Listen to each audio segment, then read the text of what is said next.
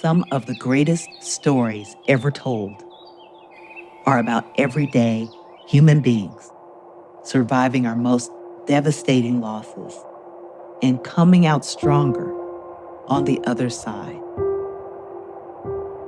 Why? Because we chose to work at it. This story is about someone like you who lives in a world struggling to survive. Someone in relationship with others who has talents and dreams, who takes a risk to reveal and live into her true loves. Someone who experiences some successes along the way. But because she doesn't control life and death happen without asking for permission from anyone.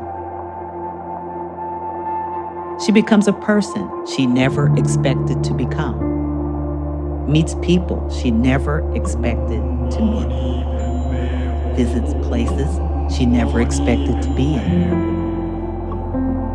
has her heart broken into pieces too many to count, and learns lessons she never expected to learn. Yet, on this journey to being her own person, experiencing creative fulfillment, loss, wisdom, repair, and a transcending love, all that she gained along the way, she gives to you through her story, which is really our never-ending story.